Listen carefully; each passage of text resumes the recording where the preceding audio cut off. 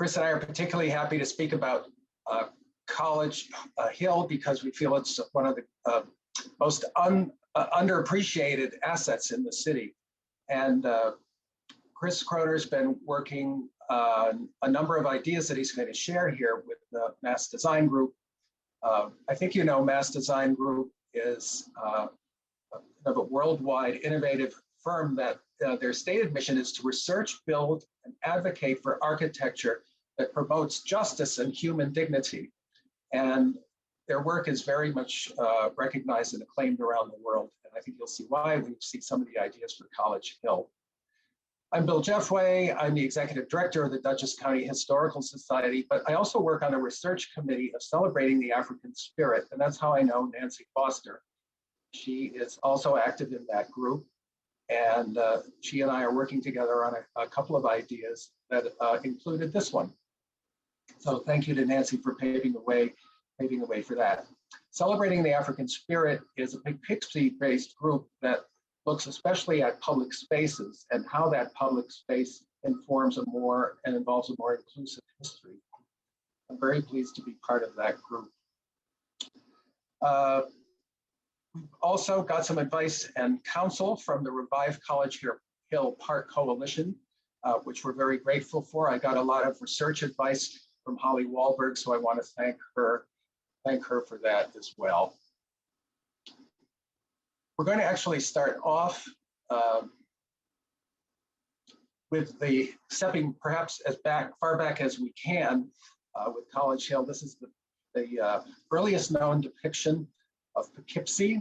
We're looking north, you see the Catskills on the left, west, and the kind of classic sloping hill of Poughkeepsie to the right, kind of a hint that College Hill is up there to the right somewhere.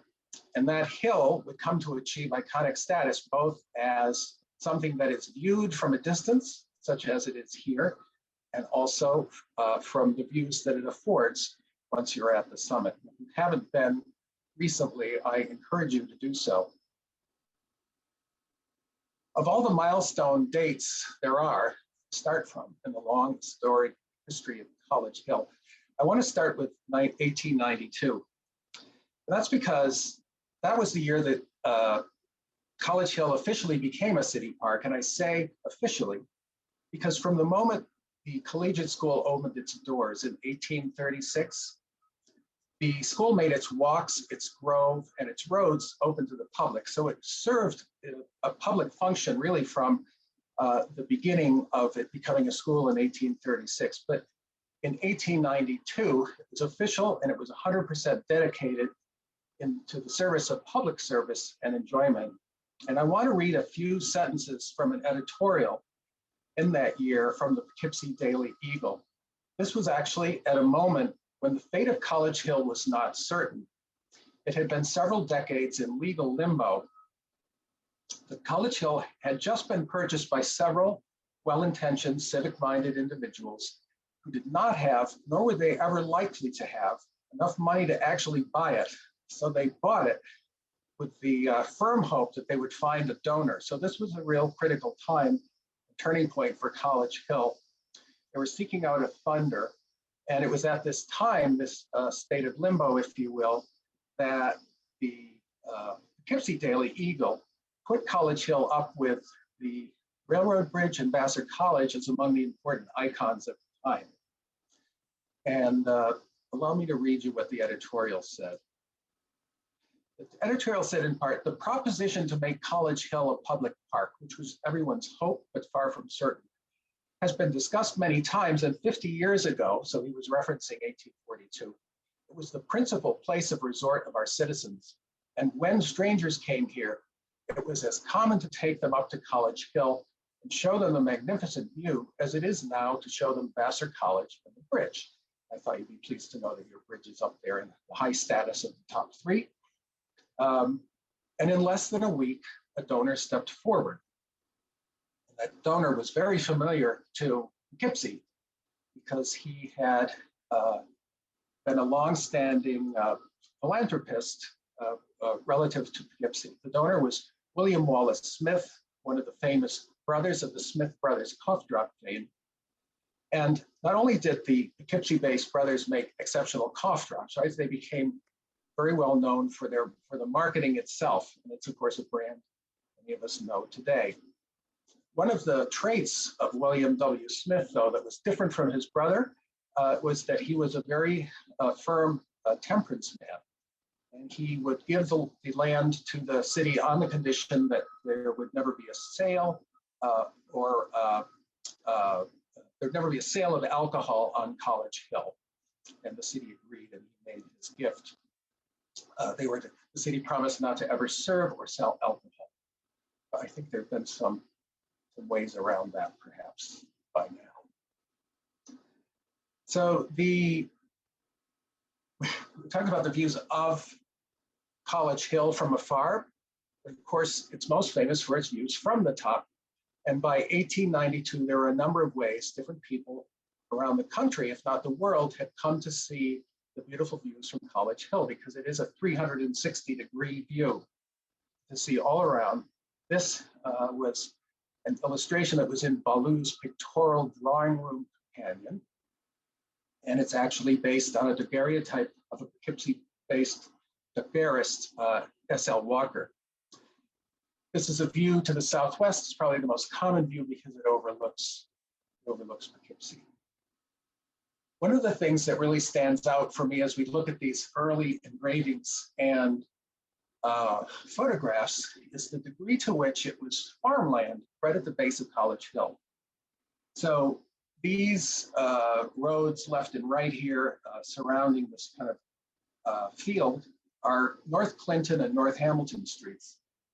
And you can see that it's very much farmland. That becomes even clearer in some other instances. Stereo views were an important way that people got to see what the view from College Hill looked like. This is a stereo view from one of the Bierstadt brothers, one of whom went on to become a famous painter. These are images from another stereo view, and they show you the corn stalks that are bundled up between North Hamilton and North Clinton Street. This is another engraving that was done from the daguerreotype of Samuel Walker, and it's that famous southwest view. And again, if you look closely, you see the extraordinary corn growing in those fields there. And it's worth pointing this out, I think, because one of the most amazing things about College Hill is how well preserved it is, right? So you consider the development that happened and pushed aside this rural feeling here, and yet we're lucky enough to have College Hill undeveloped largely. This is a view to the east. It overlooks Morgan Lake, which is a man-made lake that Mr. Morgan made when he was hoping to have a hotel here. It worked out. This is a photograph I took recently to the north.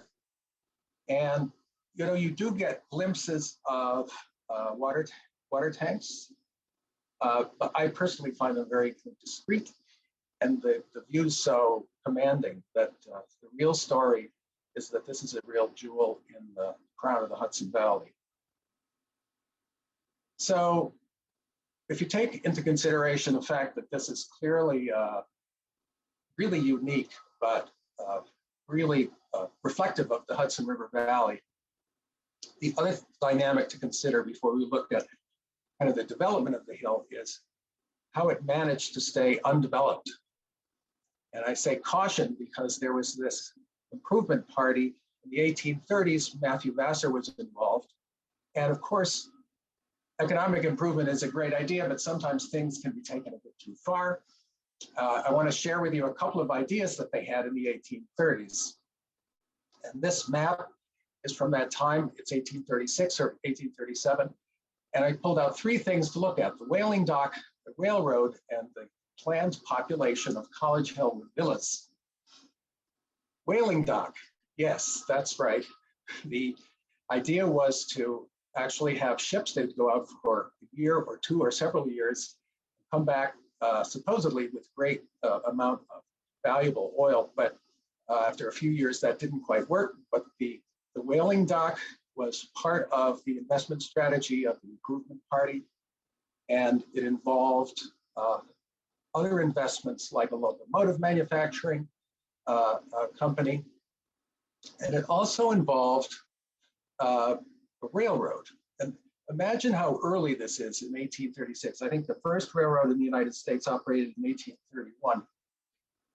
So by 1832, the incorporation of the Dutchess County Rail Company comes along, and they have a plan to connect the whaling dock to the area around the Connecticut, Massachusetts, Dutchess County border. And these were the days that trains looked like carriages attached to the train. And they had a kind of a freight function, like with the barrels, and they had a passenger function in that capacity of having a carriage.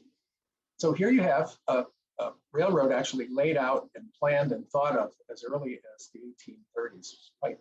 Quite amazing. And the railroad did come along here with a slightly different idea. I'll show you in a minute. This is a contemporary view through Google Maps of College Hill and the walkway, right? So we have the walkway, the railroad operational in 1889, but prior to that, in 1871, the Poughkeepsie and Eastern Railroad started operating. It actually had a connection up at the Hudson River Hospital. But the area that was the station on Smith Street is actually very visible today, if you understand it. And that the only difference from 1832, the 1832 plan was that it did not go to the whaling dock. It instead went to the Hudson River Hospital. But I have a couple of pictures of that Smith Street station. You can see College Hill in the background. And as I said, they had freight beds and they had passenger cars, and they actually declared certain times for certain trains and whether they were passenger or whether they were freight. Major plans accordingly. These are pictures we have in our collections, and you can see that the train goes out to Salt Point, Clinton Corners, Pine Plains, and so on, and out to Massachusetts Connecticut border.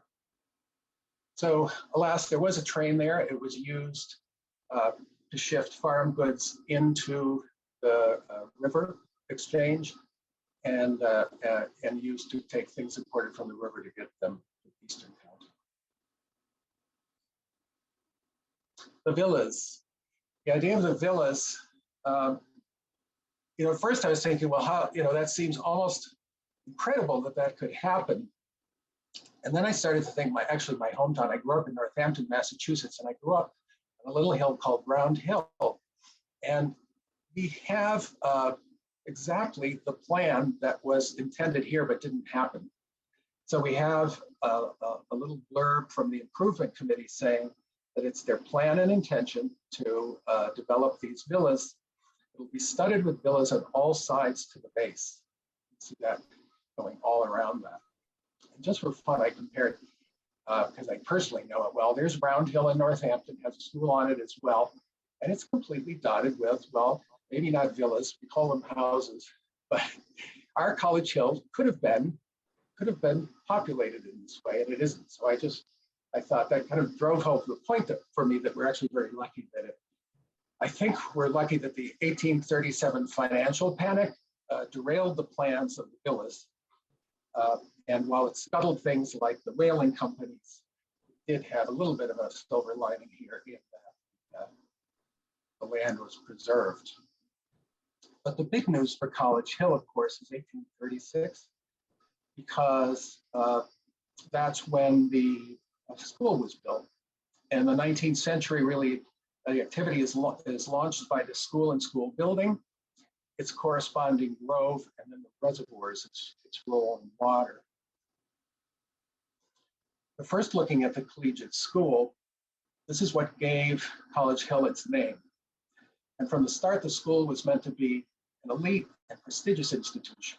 The Improvement Party sought out and got a commitment from Mr. Bartlett, and with that commitment that he would teach, they would build him a building, beautiful Greek Revival building, and they did that. There were other buildings, but that Greek Revival building really was the main.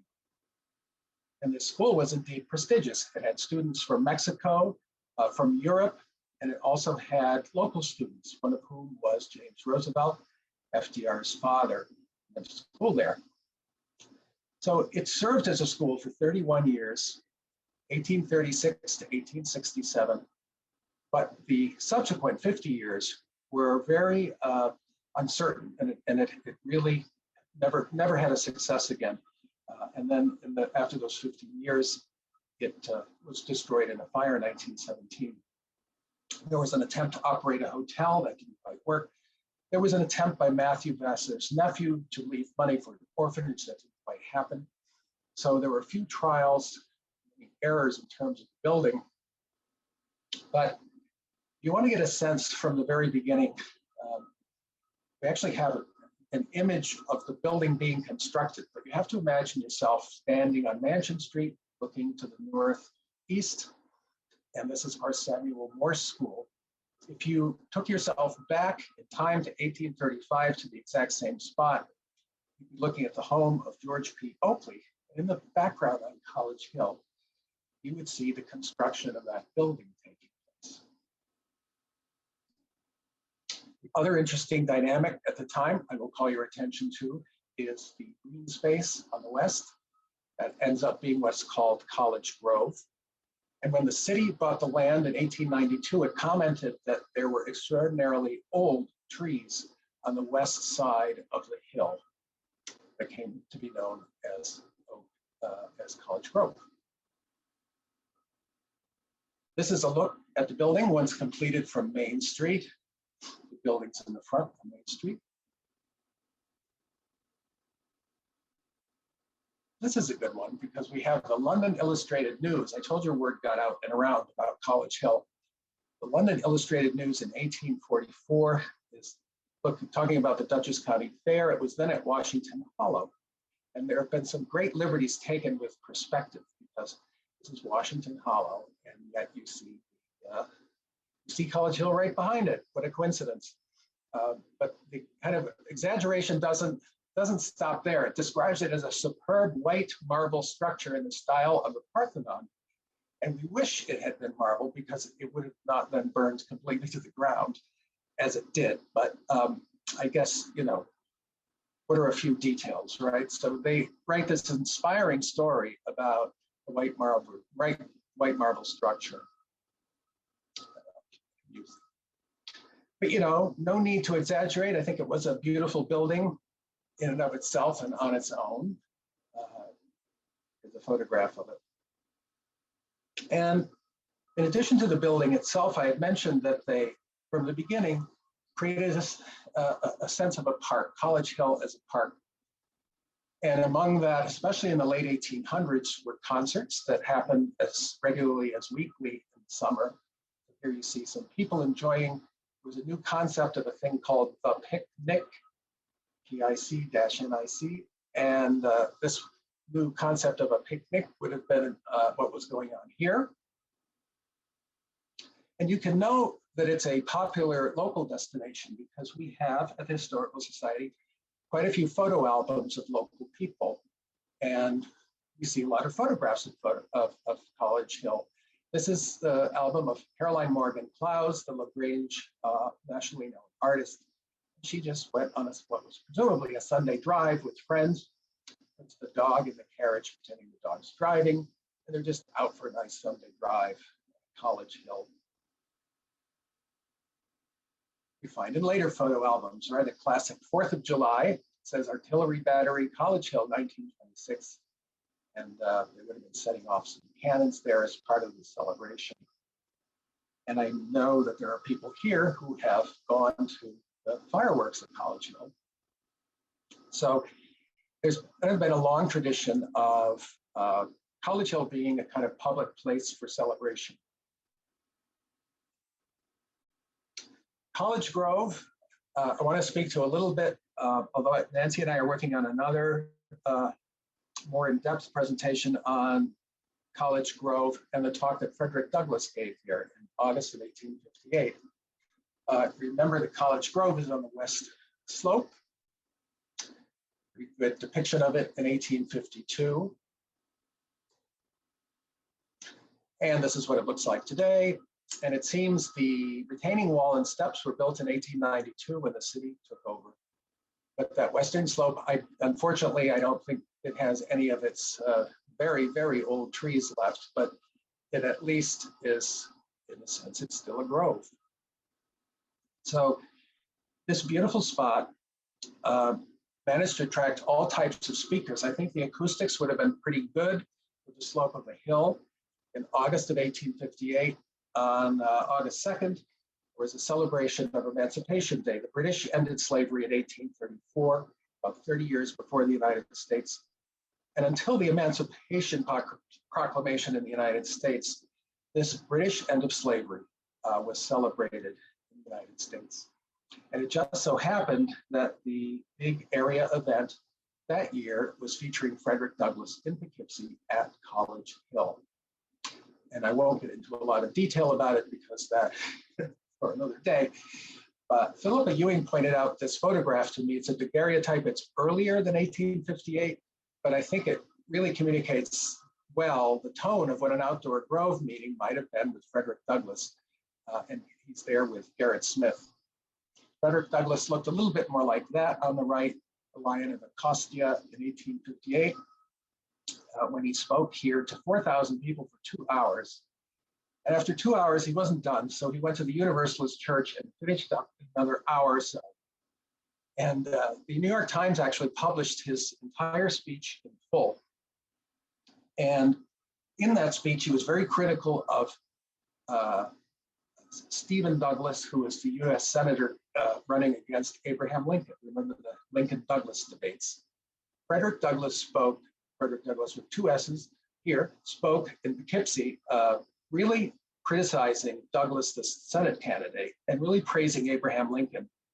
And Douglas, the Senate candidate in the Lincoln-Douglas debate, took the words of Frederick Douglass and kind of threw them in the face of Abraham Lincoln, accusing him of essentially being Black himself, that he was a brethren of these, of the Black community. And obviously that this was a good reason to not vote for Abraham Lincoln. Lincoln did lose that election, but of course did pretty well in the end.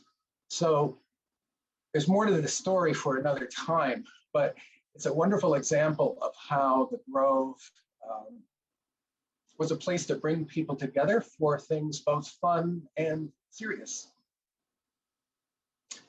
1867 sees the closing of the school, and like I said, it's uncertain after that, an uncertain time for the buildings. 1872 becomes the water era, when pretty sophisticated reservoir is built that's part of a more sophisticated water system for Poughkeepsie. It takes water from the Hudson, pumps it to College Hill, and uses it for fire and drinking water. And this map shows that indeed there are two. The larger one at the top is the 1872 outdoor reservoir, and the smaller one just under it is the underground reservoir Chris will talk to, built in the 20s. So I said the problem with water in the early 1800s like this was contamination from waste and other means, and the other issue was fire. Poughkeepsie had quite a few others bad fires. So one on the left, 1870, one on the right, 1857. The very first reservoir, you know, they still call it Reservoir Square sometimes over at Cannon Street.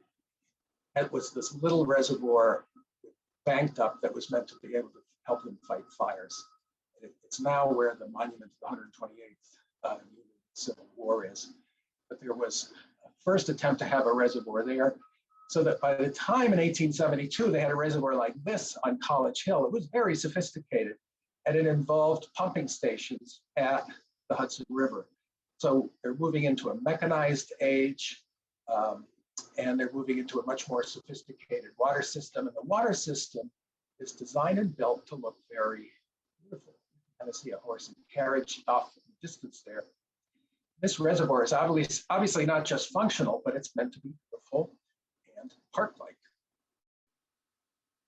The 1922 reservoir gets a little more serious by being underground. Here you see them creating the frames. They poured concrete, which then became the framing for the vaulted ceilings.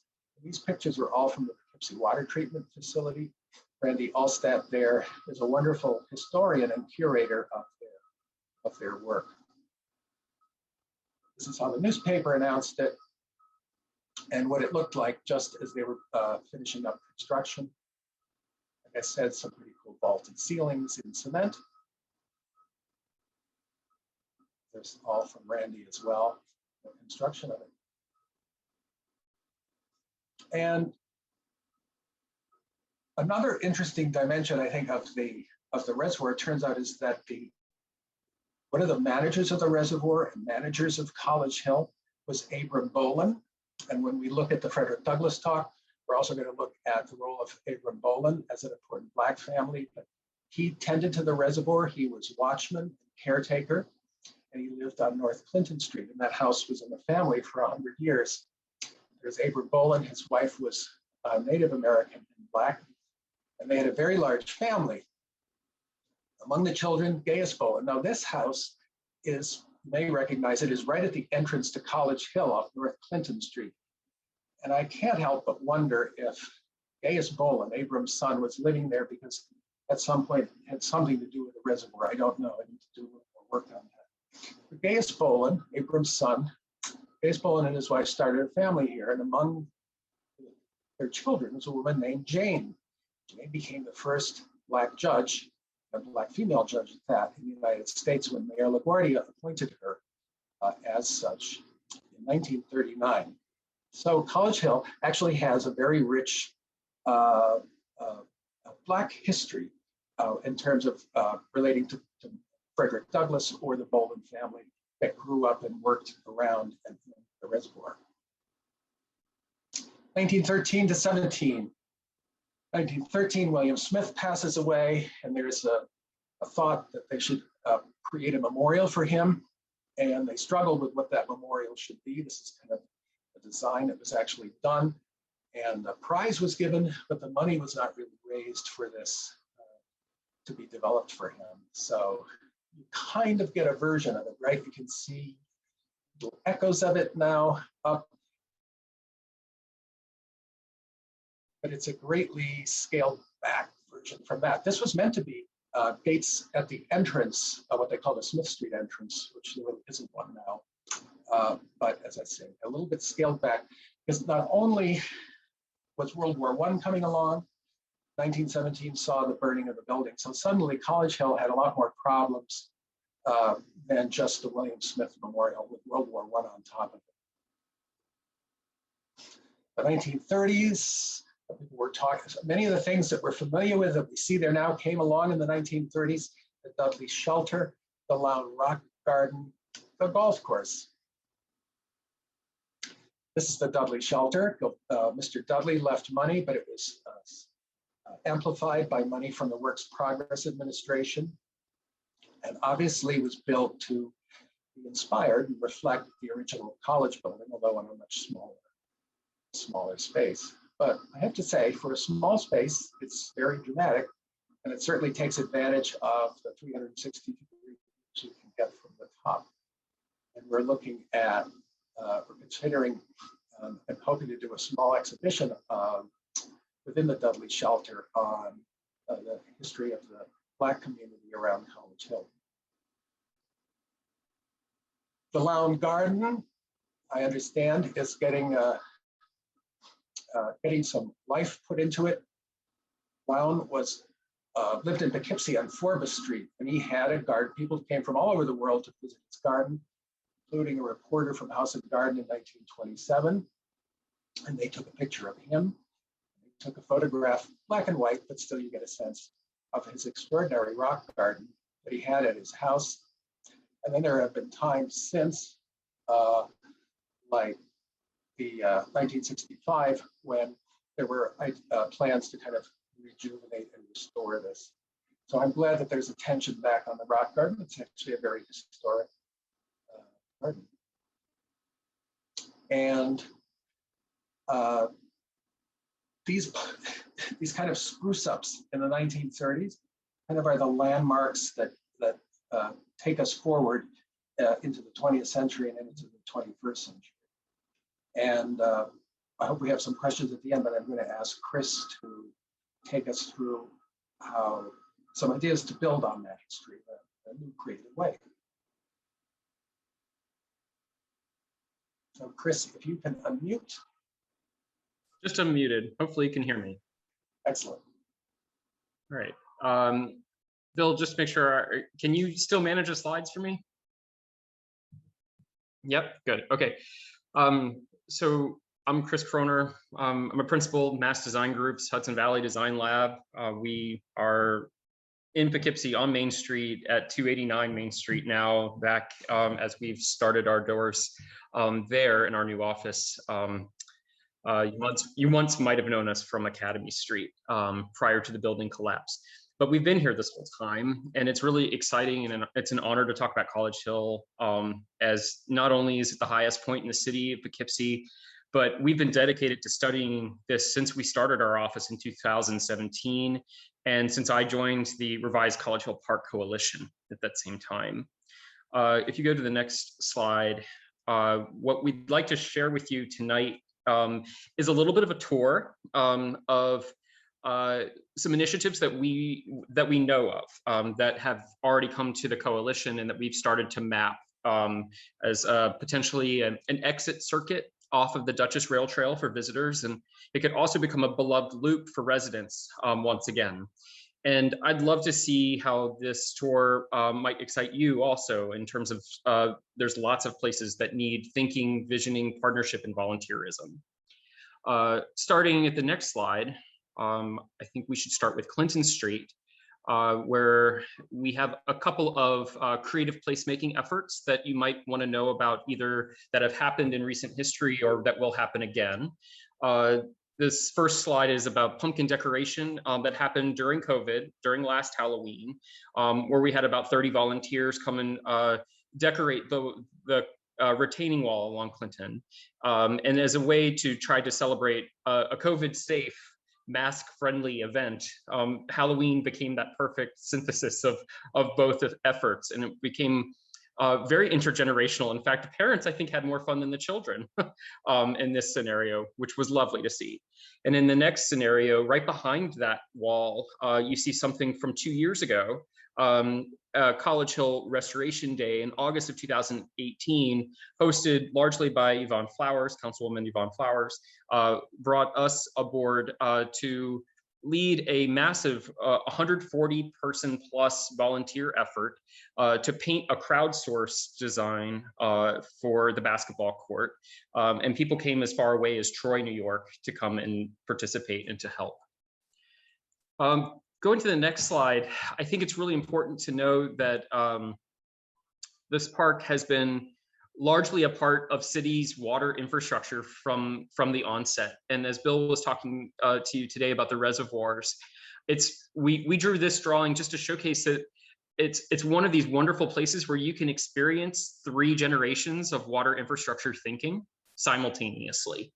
And so not only is there the Victorian Reservoir, which is the open air reservoir, and then there's the underground cistern up at the top of the hill, which you can see is this kind of darkened space. And then in between is the contemporary water tanks that have been installed most recently.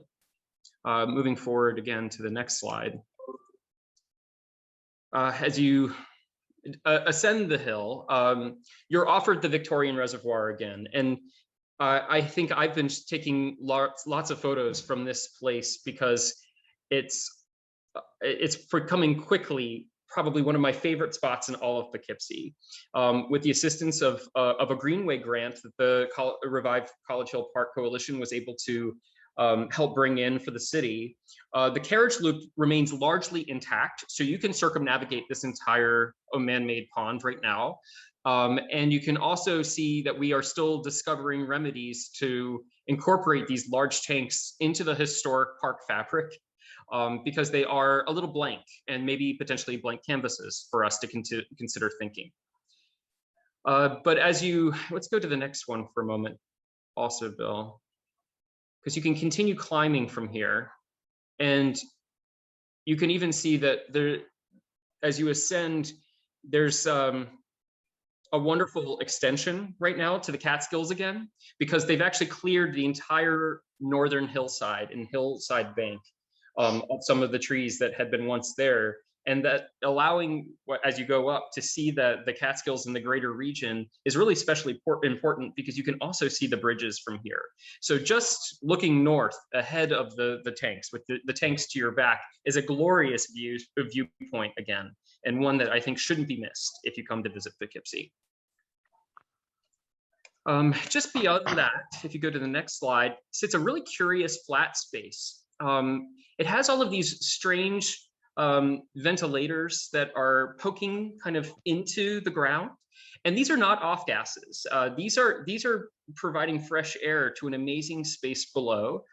Bill has given us some historic photographs of that. And I'm going to give you a more contemporary one that has been taken in the last 6 months. This is, oh, the sun has decided to come out.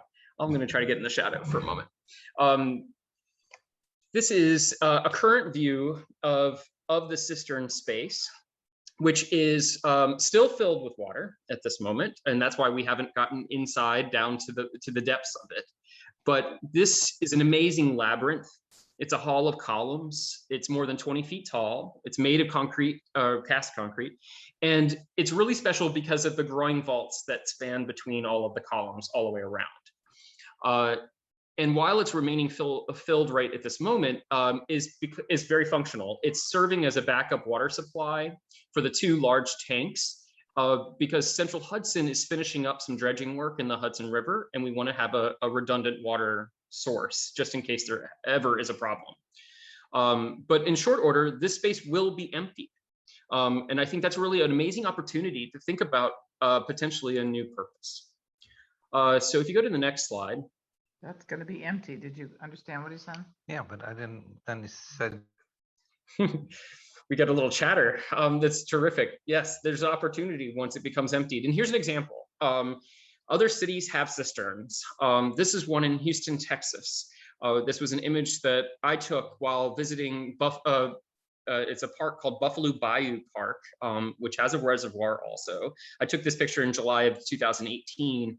They have converted their former water reservoir into a series of artistic light and sound installations, usually for long-term installations, usually more than 3 to 6 months.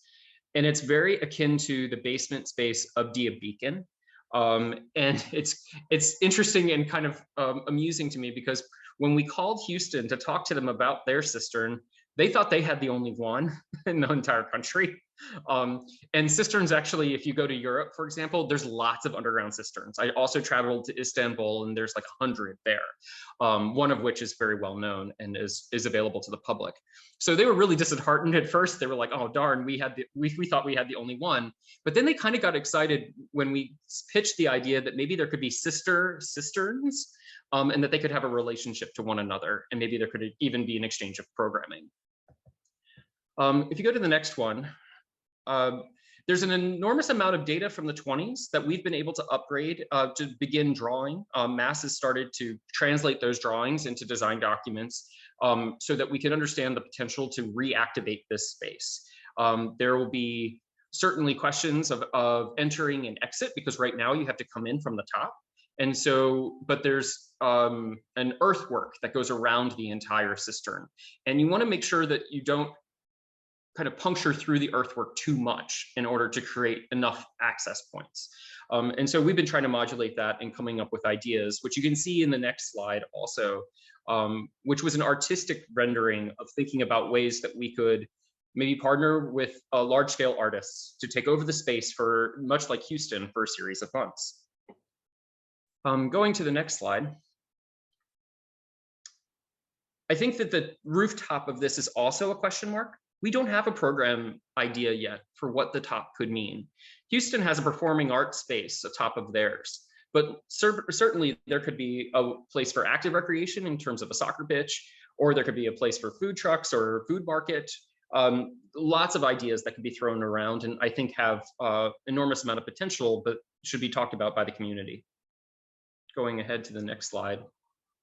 And this cistern literally sits about 20 or so feet down the hillside from the balustrade of the Dudley Manor. And so this pavilion, of course, has a lot of repair work now that has to be done. And there is a story that some of the balustrades have been taken and replicated and will be reinstalled at some point. And we're trying as a coalition, the Revive College Hill Park Coalition, to facilitate and fast track that effort. Much like we are also trying to work with the Student Conservation Association and Vassar Ecological Cooperative to restore the pollinator garden. Oh, I see a mistake in the spelling. I'm sorry about that. Of the Lone Garden. Here, this is from a few weeks ago, where a series of pollinators and perennials have been just reinstated to try to make an amazing walking path up the east side, very close to where you would park to go to the golf course. And the next slide, please. And just kind of moving down that east side, you'll also see an amazing ball field that I think is very underappreciated. And it's worth taking a walk just to try to see, just beyond this ball field is the entrance point into the golf course. And it would be really, really terrific to try to reactivate this as an amphitheater space for other types of events when it's not being used as a ball field. And then finally, I think as you continue walking right before you get to Morgan Lake, this is a recent initiative to try to create a champions walk, a series of markers that will be honoring champions of Poughkeepsie who have really, really influenced the successes of the North Side and have yet to be, I would say, sung heroes at this moment. They are largely unsung. And so we've been going, and we just had a community meeting at the Smith Street Housing Authority this week, showcasing a full-scale mock-up of the marker you see on the side to the right, to try to elicit both nominations for champions and design input on the scale of the marker and its shape and its materiality, etc. So with that, I believe that gives you, with the final, I think is a final, maybe a thank you slide, a kind of a quick tour of some things that we've been really, really investing some time and energy into that are literally a stone's throw from the walkway.